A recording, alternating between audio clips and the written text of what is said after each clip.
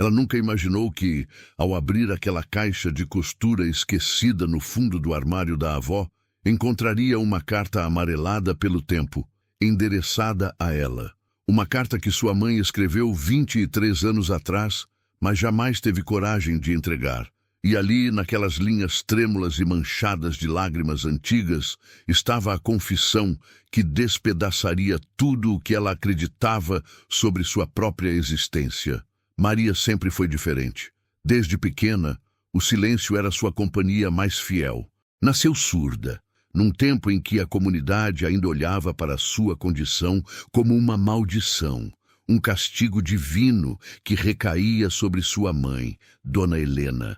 As outras mulheres sussurravam nos cantos das ruas de terra batida, apontavam discretamente quando Helena passava com a menina no colo, como se carregar uma filha surda fosse um peso visível, uma marca de vergonha estampada na testa. Mas Helena jamais permitiu que esses olhares partissem sua filha. Ela mesma aprendeu a língua de sinais através de livros emprestados, cadernos rabiscados, à luz de velas, repetindo gestos no espelho, até que suas mãos falassem tão fluentemente quanto sua boca. E ensinou Maria a costurar, não apenas a passar linha pela agulha ou fazer bainhas retas, mas a transformar tecidos em histórias, a bordar nas roupas a linguagem silenciosa que só elas duas compreendiam completamente. A pequena oficina de costura ficava nos fundos da casa simples onde moravam, num bairro operário onde todas as famílias se conheciam pelo nome e pelos segredos mal guardados. Maria cresceu entre retalhos de chita, botões de madrepérola e o cheiro de tecido novo misturado ao aroma de café que Helena sempre mantinha quente no fogão. Ela observava tudo. Seus olhos captavam o que seus ouvidos não podiam alcançar. A tensão nos ombros de uma mulher que chegava pedindo para ajustar um vestido. O tremor nas mãos de outra que encomendava um enxoval de bebê com lágrimas escorrendo em silêncio. Maria via o que os outros ignoravam. E foi justamente essa capacidade de enxergar além das aparências que transformou sua vida e a de dezenas de mulheres ao seu redor. Quando Helena faleceu de forma repentina, aos 62 anos, Maria já tinha 35. A dor da perda era uma ferida que sangrava sem parar, mas havia algo mais perturbador ainda. A sensação de que sua mãe havia partido, levando consigo pedaços importantes de uma história que Maria nunca conhecera por completo. Dona Helena sempre foi uma mulher de poucas palavras sobre o passado. Falava do presente, do futuro, das costuras que precisava entregar, mas o ontem era um território proibido, cercado por um silêncio que nem mesmo as mãos de Maria conseguiam invadir. Nos dias que se seguiram ao funeral, enquanto arrumava as coisas da mãe, Maria começou a perceber pequenos detalhes estranhos, fotografias antigas guardadas em envelopes sem identificação. Um anel de ouro escondido dentro de uma caixinha de remédios vazia. Um caderno com anotações em uma caligrafia que não era de Helena, repleto de datas que não faziam sentido. E então, naquela tarde de domingo abafada, quando o sol entrava pelas frestas da janela, iluminando a poeira que dançava no ar, Maria abriu o armário antigo de madeira escura que ficava no quarto da mãe. Lá no fundo, embaixo de cobertores de lã e lençóis bordados à mão, estava uma caixa de metal enferrujada que ela nunca tinha visto antes. Suas mãos tremeram ao pegar aquele objeto pesado, frio ao toque. Por que sua mãe esconderia algo tão bem guardado? O coração de Maria batia descompassado enquanto ela forçava a tampa que resistia, como se a própria caixa não quisesse revelar seus segredos. Quando finalmente conseguiu abrir, o que encontrou lá dentro fez o mundo girar ao seu redor. Cartas, dezenas delas, amarradas com uma fita de cetim desbotada, todas endereçadas a ela, Maria, com diferentes datas ao longo dos anos. A caligrafia era inconfundível, era de sua mãe. Mas por que Helena escreveria cartas para a própria filha e nunca as entregaria? Por que guardá-las como se fossem tesouros proibidos? Com as mãos tremendo tanto que mal conseguia segurar o papel frágil, Maria abriu a primeira carta. A data no topo indicava o ano em que ela tinha apenas 2 anos de idade. As palavras ali escritas eram carregadas de uma dor tão profunda que Maria sentiu como se alguém apertasse seu peito com força. Minha querida Maria, minha filha amada, como eu gostaria de poder te contar a verdade. Como dói carregar esse peso sozinha. Você não é apenas minha filha, meu amor. Você é também minha redenção. Você é a prova viva de que mesmo nos momentos mais escuros existe luz. Mas o preço dessa luz foi alto demais. E eu temo que se um dia você descobrir de onde você realmente veio, nunca mais consiga me perdoar. Maria parou de ler. As palavras embaralhavam-se diante de seus olhos úmidos. O que sua mãe queria dizer com de onde você realmente veio? Ela sempre soube sua história.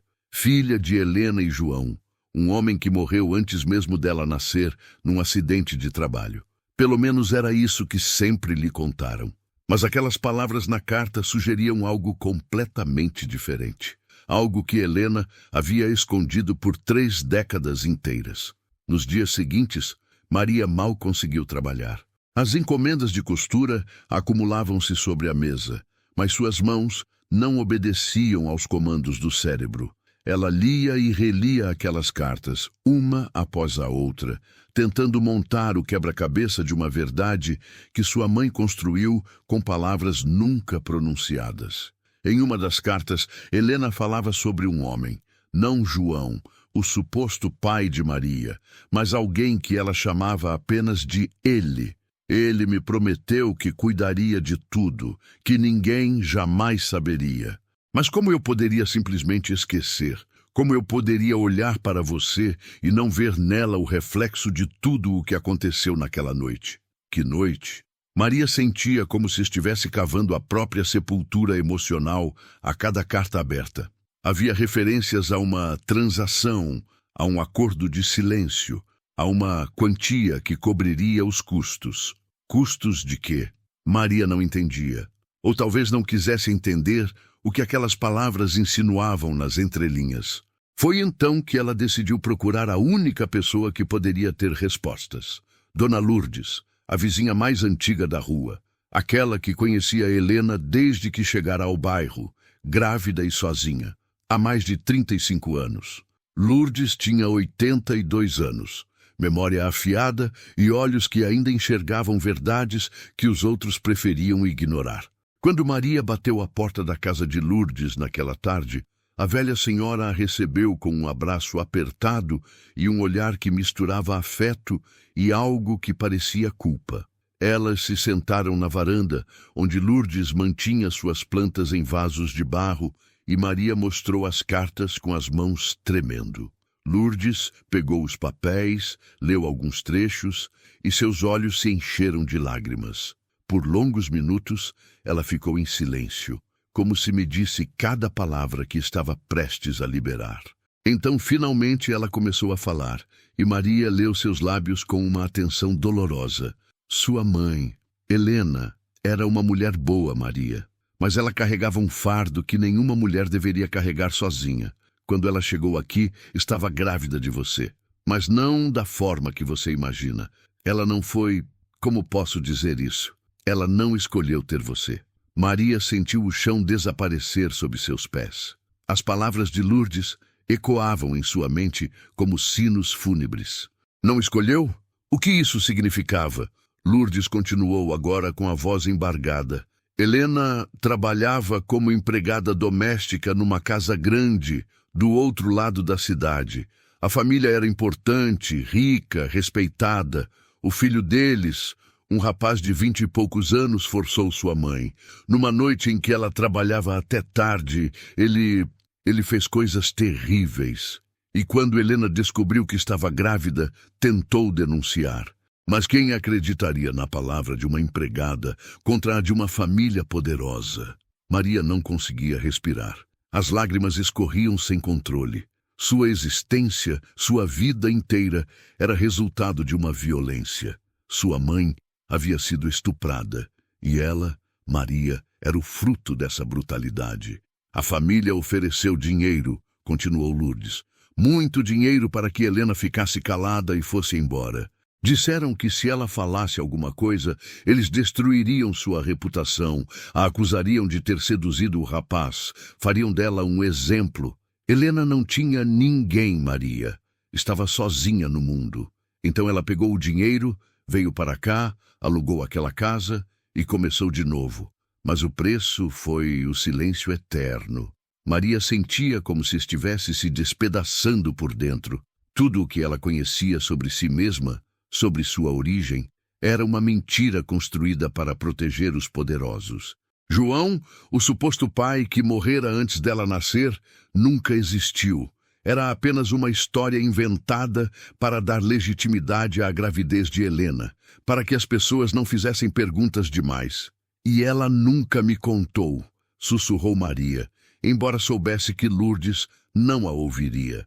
Mas a velha senhora entendeu o movimento de seus lábios. Ela queria proteger você, filha.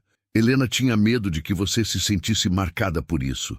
Tinha medo de que você se olhasse no espelho e visse apenas a violência, e não a menina linda e forte que ela criou com tanto amor. Para ela, você não era filha do estupro. Você era filha do amor que ela escolheu ter, apesar de tudo. Mas Maria não conseguia processar aquilo como amor.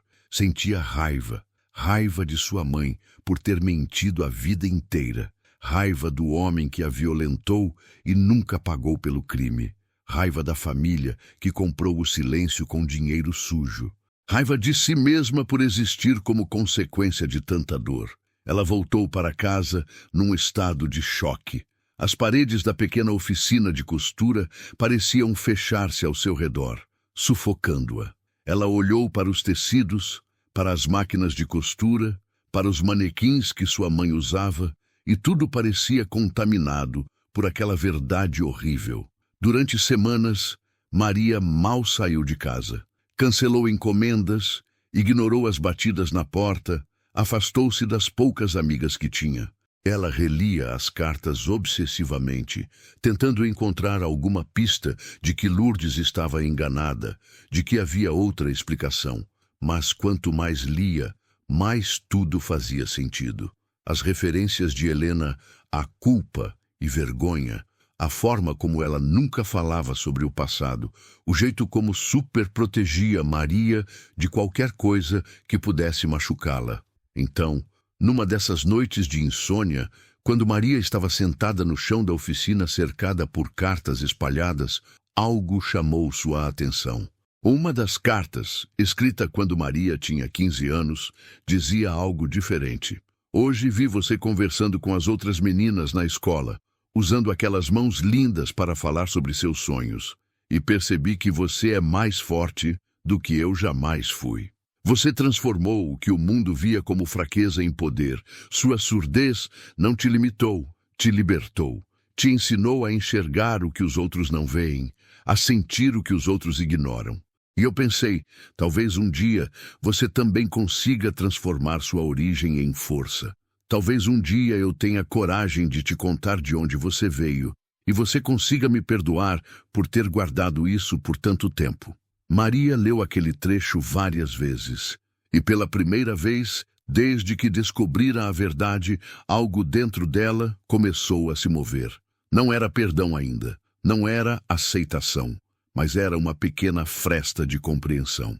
Ela lembrou-se de todas as vezes em que sua mãe a defendeu das mulheres fofoqueiras do bairro, das vezes em que Helena ficou acordada noites inteiras costurando para conseguir pagar os materiais escolares de Maria, das vezes em que a abraçou apertado após Maria voltar da escola, chorando porque outras crianças zombavam dela. Helena não era apenas a mulher que a gerou. Era a mulher que escolheu, todos os dias durante 35 anos, amá-la incondicionalmente, apesar de carregar uma dor inimaginável. Foi então que Maria tomou uma decisão.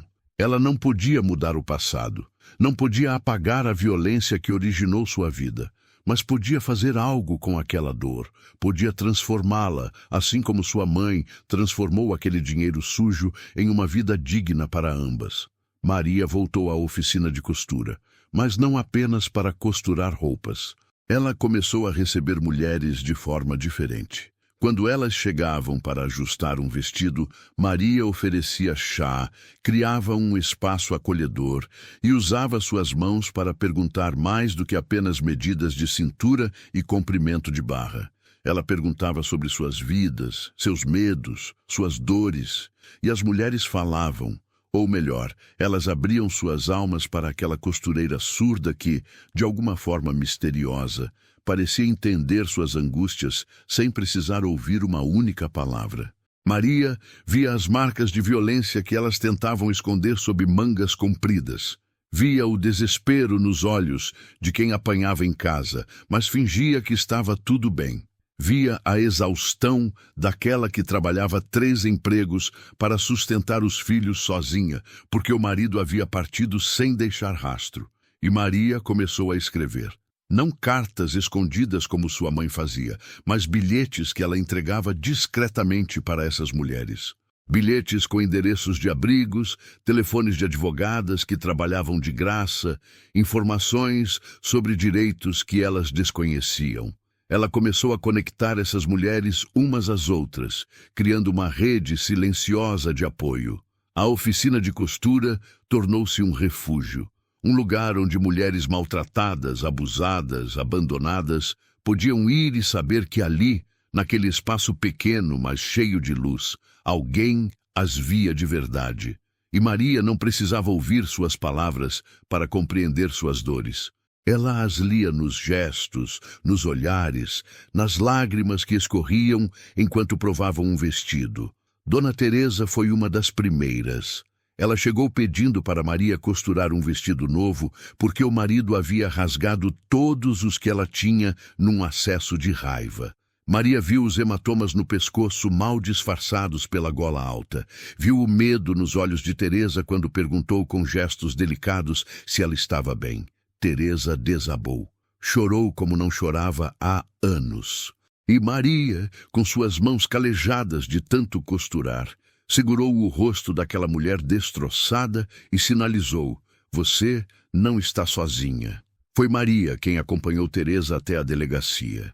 Foi ela quem se sentou ao lado durante o registro da ocorrência, traduzindo com suas mãos os tremores da voz de Teresa para a escrivã que, comovida, acelerou o processo. Foi Maria quem ajudou Teresa a encontrar um lugar seguro para ficar com os 3 filhos, enquanto o processo contra o marido violento corria. E Teresa contou para outras. Ana Paula, espancada pelo namorado que jurava mudar, mas nunca mudava. Joana, violentada pelo próprio padrasto desde os 12 anos e que nunca teve coragem de denunciar. Cláudia, presa num casamento sufocante, onde o marido controlava cada centavo que ela ganhava. Fernanda, mãe solteira que perdeu a guarda do filho porque o ex-marido tinha mais dinheiro para contratar advogados melhores. Uma a uma, essas mulheres encontraram em Maria mais do que uma costureira. Encontraram uma aliada, uma irmã de luta, e Maria, que carregava nas veias o sangue de uma violência que nunca pediu para existir, tornou-se a voz de quem não tinha voz. Irônico, considerando que ela mesma vivia no silêncio. Mas talvez fosse justamente por isso que ela conseguia ouvir tão bem os gritos silenciosos dessas mulheres. A oficina começou a atrair atenção, não de forma barulhenta, mas de boca em boca. "Vai na costureira da Rua das Flores", diziam. "Ela ajuda, ela entende." E Maria nunca cobrou 1 centavo a mais por isso.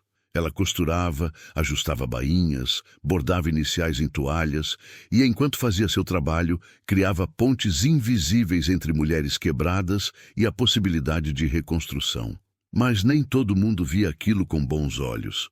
Alguns homens do bairro começaram a murmurar que Maria estava metendo-se onde não devia, que estava colocando ideias na cabeça das mulheres, que estava destruindo famílias ao encorajar esposas a deixarem maridos violentos, como se uma família onde havia violência fosse algo que valesse a pena preservar. Uma noite, alguém jogou uma pedra na janela da oficina de Maria. A pedra veio acompanhada de um bilhete ameaçador. Cuida da sua vida, surda, ou você vai se arrepender. Maria leu aquilo e sentiu medo, mas também sentiu raiva. A mesma raiva que sentiu ao descobrir que sua existência era fruto de um crime que nunca foi punido. E essa raiva a fortaleceu. Ela não recuou. Pelo contrário, Maria procurou a imprensa local. Com a ajuda de uma jornalista que ficou comovida com sua história, ela deu uma entrevista. Contou pela primeira vez publicamente sobre as cartas de sua mãe, sobre a violência que a originou, sobre a rede de apoio que criara para outras mulheres na mesma situação de vulnerabilidade. A reportagem explodiu. De repente, Maria não era mais apenas a costureira surda do bairro operário. Ela era um símbolo, um exemplo de como transformar dor em propósito. Outras mulheres de diferentes partes da cidade começaram a procurá-la. Organizações não governamentais ofereceram apoio. Advogadas voluntárias se dispuseram a trabalhar com ela. Psicólogas ofereceram atendimento gratuito para as mulheres que chegavam até a oficina. O que começou como uma pequena oficina de costura transformou-se num verdadeiro centro de acolhimento. Maria não estava mais sozinha. Ela tinha uma equipe. Ela tinha recursos. Ela tinha voz, mesmo sem falar uma única palavra. Mas o momento mais difícil ainda estava por vir. Depois da reportagem, Maria recebeu uma ligação inesperada. Não para ela, já que não ouvia, mas para o telefone adaptado com mensagens de texto que ela usava. A mensagem era de uma advogada que representava alguém da tal família rica que sua mãe havia servido décadas atrás. Prezada Maria, represento a família Oliveira. Viemos a conhecimento da recente reportagem em que você menciona eventos envolvendo meu cliente. Gostaríamos de uma reunião para esclarecer os fatos e evitar potenciais desdobramentos legais. Maria sentiu o sangue gelar. Eles sabiam. Depois de 35 anos de silêncio comprado, aquela família poderosa finalmente sabia que a filha daquela empregada violentada estava trazendo a história à tona. E eles queriam silenciá-la novamente. Mas Maria não era mais a criança indefesa que dependia do silêncio da mãe para sobreviver. Ela era uma mulher adulta, cercada de outras mulheres fortes, com apoio jurídico e visibilidade pública. Ela concordou com a reunião. O encontro aconteceu num escritório elegante no centro da cidade. De um lado da mesa comprida de mogno, sentava-se a advogada da família Oliveira, uma mulher de terno impecável e expressão fria. Do outro lado, Maria, acompanhada de sua própria advogada e de uma intérprete de Libras. A advogada dos Oliveira foi direta. Meu cliente nega veementemente qualquer acusação de agressão sexual. Trata-se de uma história inventada por sua mãe para extorquir dinheiro da família. Temos documentos provando que Helena recebeu uma quantia significativa, o que caracteriza claramente extorsão. Maria sentiu a raiva ferver. Como ousavam inverter a verdade daquela forma, transformar a vítima em criminosa? Mas ela manteve a calma. Através da intérprete respondeu: minha mãe não inventou nada. Ela foi estuprada pelo filho dessa família. O dinheiro que recebeu não foi extorsão. Foi um pagamento de silêncio. Vocês compraram o silêncio dela porque sabiam da verdade e não queriam que manchasse o nome precioso de vocês. Mas eu não estou à venda. Eu não vou ficar calada. A advogada dos Oliveira mudou de tática. Sua voz ficou mais suave, quase maternal. Maria, entendo que você foi criada acreditando nessa versão dos fatos. Mas pense bem, você quer mesmo destruir a reputação de uma família inteira baseando-se em cartas escritas por uma mulher que, convenhamos, pode ter tido seus próprios motivos para distorcer a realidade? Podemos chegar a um acordo. Podemos compensá-la financeiramente, ajudar com seu projeto social. Mas, em troca, você precisa se retratar publicamente. Maria olhou para aquela mulher e viu a encarnação de tudo o que estava errado no mundo. A disposição de proteger os poderosos às custas das vítimas. A tentativa de comprar silêncio como se dinheiro pudesse apagar a verdade. A sugestão implícita de que sua mãe, uma mulher pobre e sem recursos, era mentirosa e oportunista. Através da intérprete, Maria respondeu com uma voz que não tremeu. Não. Foi a palavra mais poderosa que ela já pronunciou. Não. Simples, definitivo, inabalável.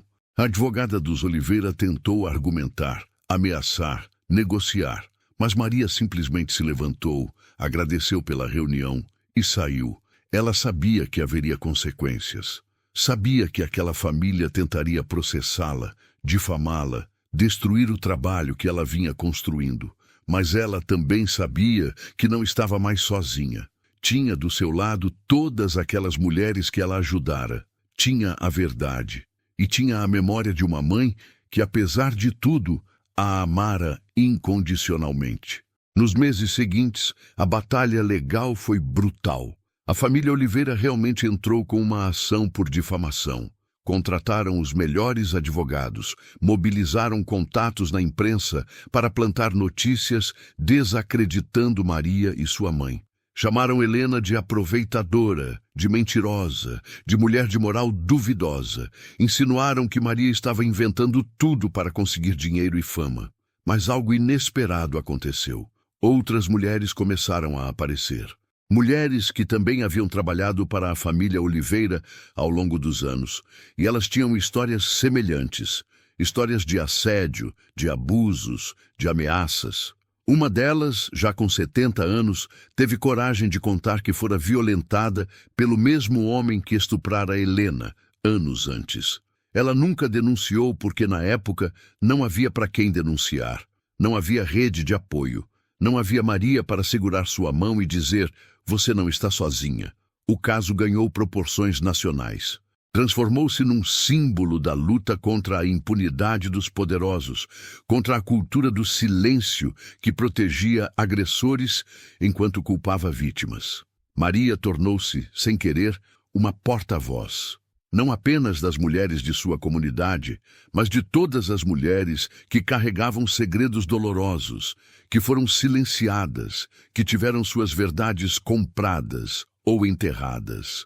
Ela dava entrevistas através da intérprete de Libras, e suas mãos eloquentes diziam o que sua voz nunca poderia: que violência não prescreve na alma de quem sofre, que dinheiro não apaga trauma, que silêncio não é o mesmo que cura, e que verdade, por mais dolorosa que seja, é sempre melhor do que mentira.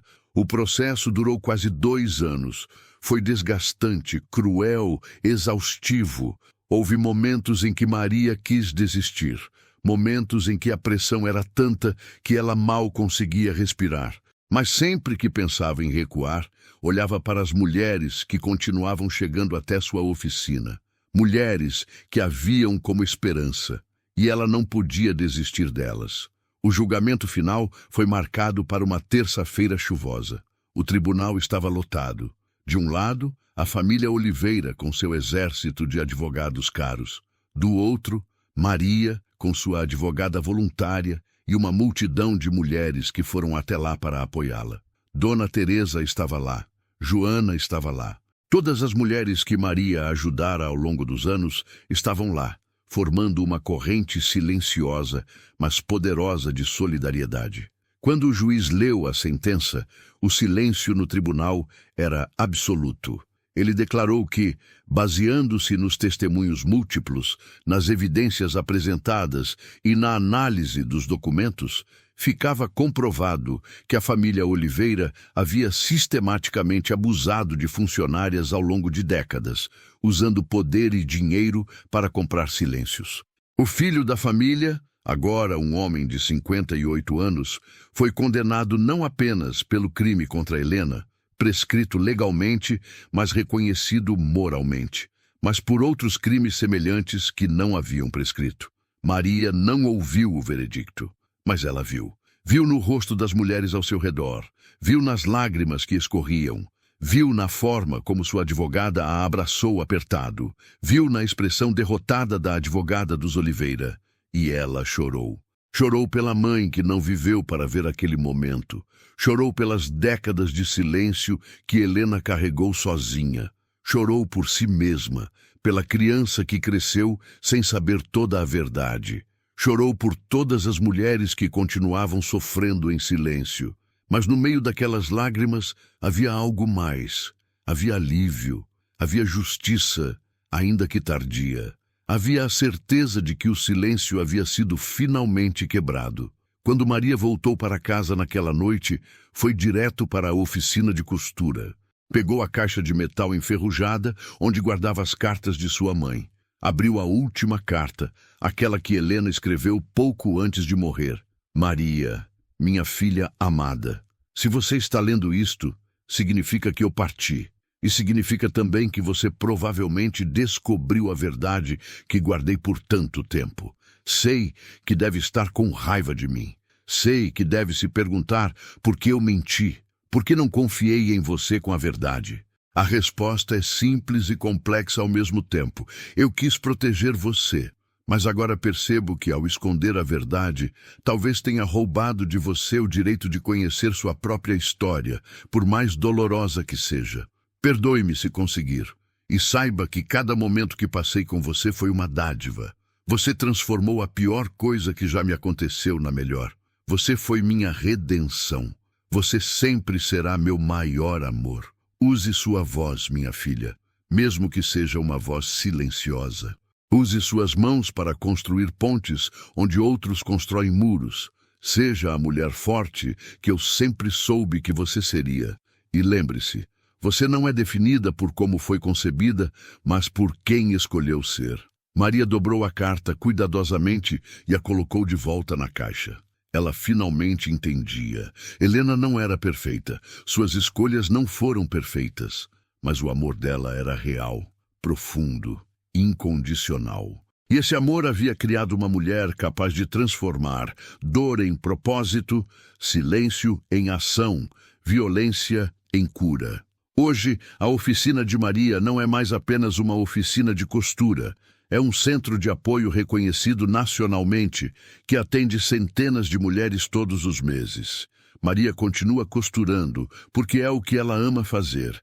Mas agora, cada ponto que dá no tecido é também um ponto na reconstrução da dignidade de mulheres que, como sua mãe, foram silenciadas por tempo demais.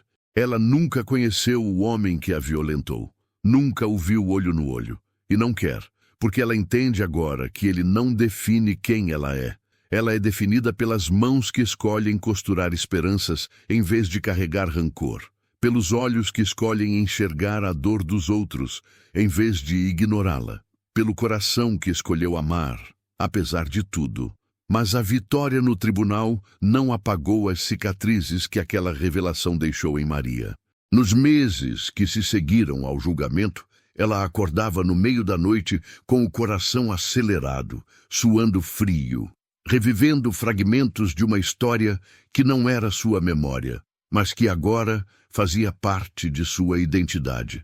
Ela olhava para o espelho e se perguntava: quanto dele eu carrego em mim?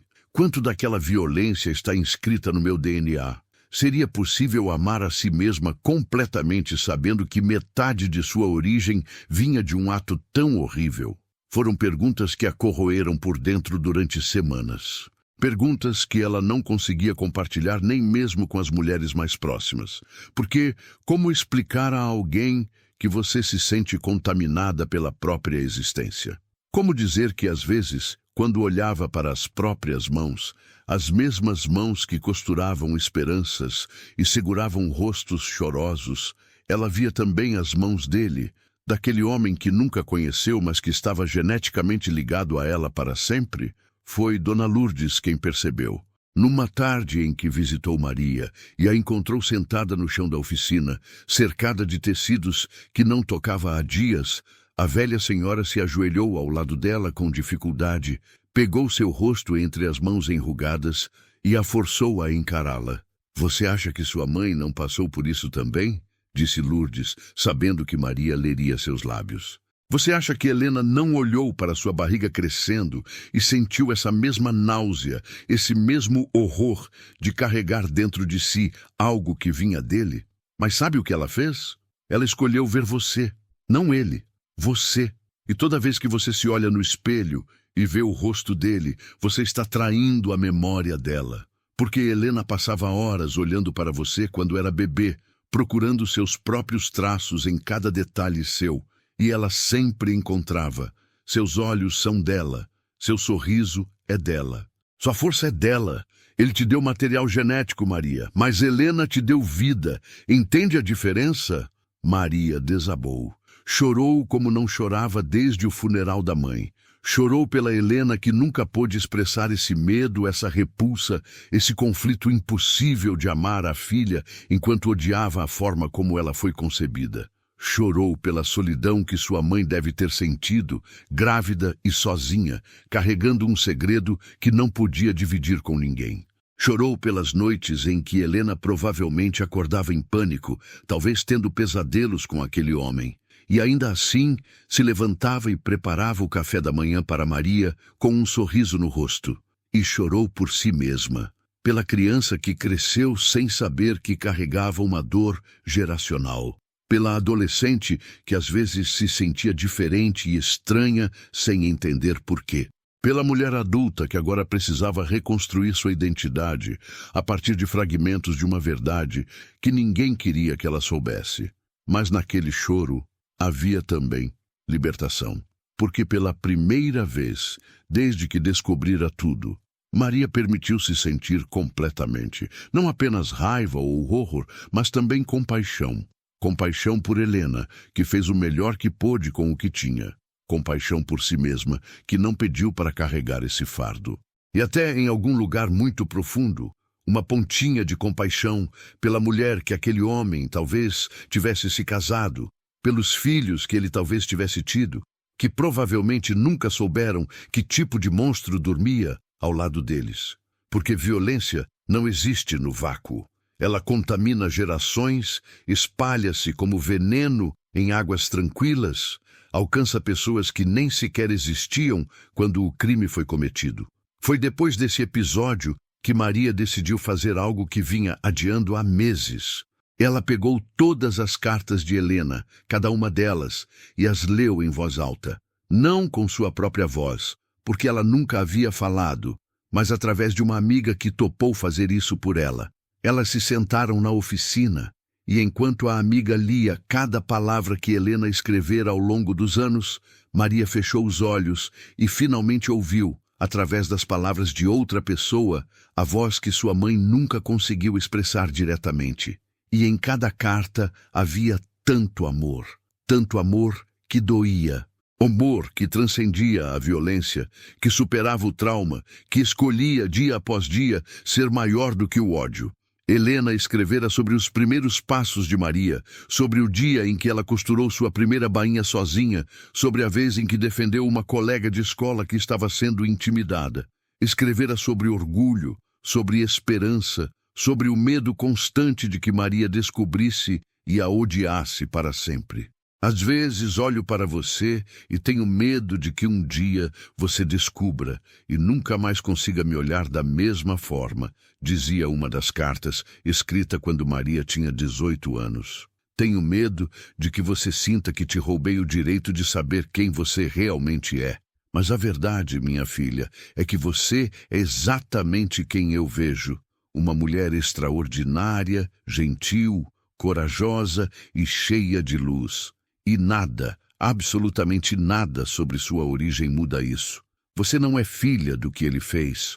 Você é filha de cada noite que passei acordada te ninando, de cada história que inventei para te fazer sorrir, de cada vez que costurei um vestido novo para você porque queria ver seus olhos brilharem. Você é minha filha, Maria, e sempre será.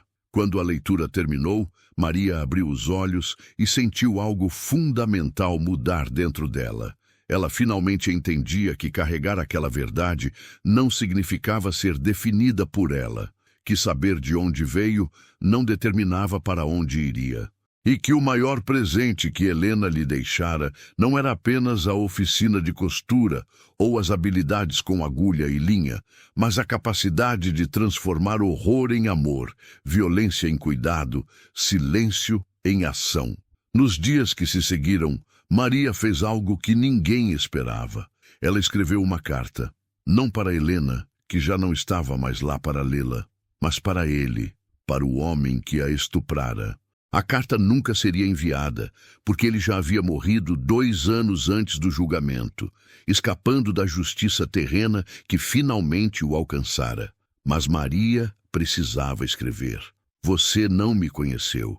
Ela escreveu com a letra firme e clara que Helena lhe ensinara. Nunca soube que eu existia. Nunca se importou com o que fez naquela noite. Para você, minha mãe era apenas mais uma empregada, descartável, sem importância. Você nunca imaginou que daquele ato de violência nasceria alguém. Alguém que cresceria. Alguém que amaria e seria amada. Alguém que faria diferença no mundo de uma forma que você, com todo o seu dinheiro e poder, nunca conseguiu fazer.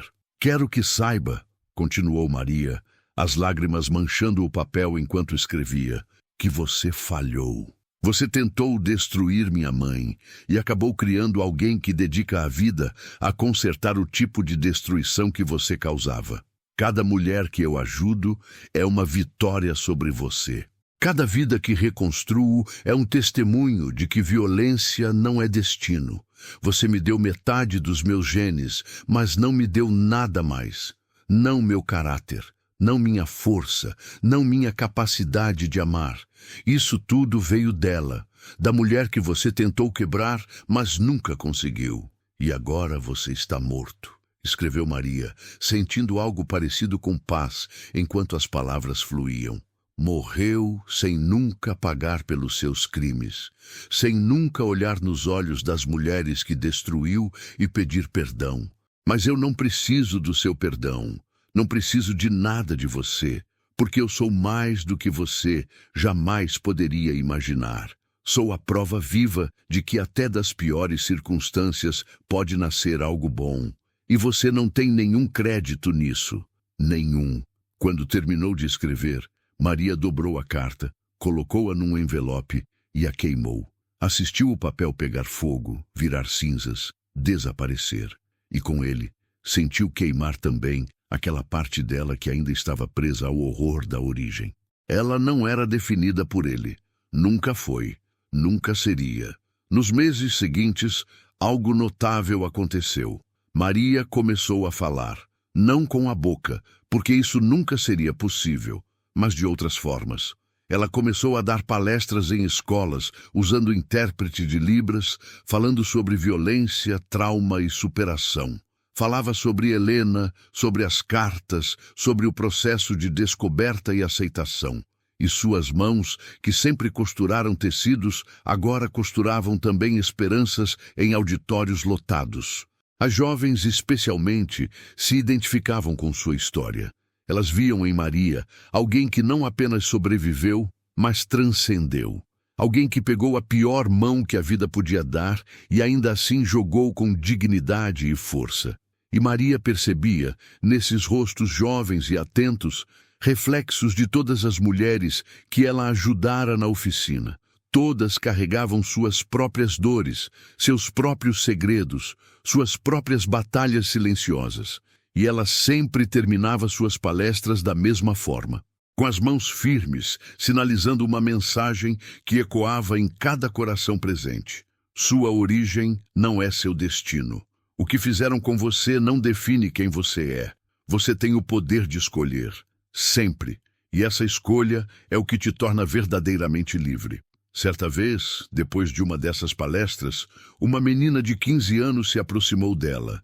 Estava chorando, tremendo, e através da intérprete, ela disse algo que fez Maria precisar sentar. Meu padrasto faz coisas comigo, e eu nunca tive coragem de contar, mas ouvindo você, eu acho que agora consigo.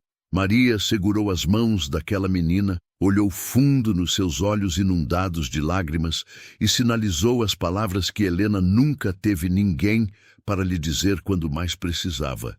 Eu acredito em você. e vamos fazer isso juntas. Você não está sozinha. Naquela noite, foi Maria quem acompanhou a menina até a delegacia. Foi ela quem sentou-o ao lado enquanto o depoimento era feito. Foi ela quem segurou firme quando o medo quase fez a menina recuar. E quando tudo terminou, quando a denúncia foi registrada e a menina finalmente estava segura, Maria voltou para casa com uma certeza cristalina no peito. Ela entendia agora por que Helena a teve, porque escolheu levar adiante aquela gravidez indesejada, fruto de violência e horror. Não era sobre religião ou moral ou qualquer outra razão externa, era sobre amor. Um tipo de amor que transcende circunstâncias, que escolhe enxergar possibilidade onde outros veem apenas tragédia. Helena a teve porque mesmo nas piores trevas, ela ainda acreditava na luz. E Maria era essa luz.